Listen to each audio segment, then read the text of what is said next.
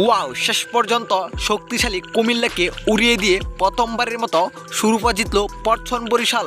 দর্শক, এর আগে টানা দুইবার কুমিল্লা ভিক্টোরিয়ান্সের সাথে ফাইনাল খেলেছে পরছন বরিশাল, কিন্তু একবারও কুমিল্লা ভিক্টোরিয়ান্সের সাথে ফাইনাল জিততে পারে নাই পরছন বরিশাল। তবে তৃতীয়বারের মতো ফাইনাল খেলতে নেমে কুমিল্লা ভিক্টোরিয়ান্সকে যেন পাত্তাই দিল না তামিম ইকবালের পরছন বরিশাল। অনেকেই পরছন বরিশালকে বুড়ো বুড়ো প্লেয়ার বলে অপমান করেছে এই দলটিকে, কিন্তু এই দলেই শেষ পর্যন্ত শিরোপাটি নিজেদের ঘরে তুলতে পেরেছে। এদিন প্রথমে ফিল্ডিংয়ে নেমেছিল টসে জিতে তামিম ইকবালের পরছন বরিশাল, অর্থাৎ টসে হেরে ব্যাটিংয়ে নেমে রীতিমতোই ব্যাটিং বিপর্যয় পড়ে যায় লিটন কুমার দাসের কুমিল্লা ভিক্টোরিয়ান্স, যেখানে শুরুতেই প্রথম ওভারে নারায়ণকে হারিয়েছিলেন কুমিল্লা ভিক্টোরিয়ান্স। শেষ পর্যন্ত 154 রান সংগ্রহ করেছিল কুমিল্লা ভিক্টোরিয়ান্স। এই রানের জবাবে ব্যাটিংয়ে নেমে রীতিমতোই অফিলিংয়ে ব্যাটিং তাণ্ডব চালিয়েছিলেন তামিম ইকবাল ও মেহেদী হাসান মিরাজ, কেননা তাদের 60 রানের পার্টনারশিপ দলকে জয়ের স্বপ্ন দেখিয়ে দিয়েছে।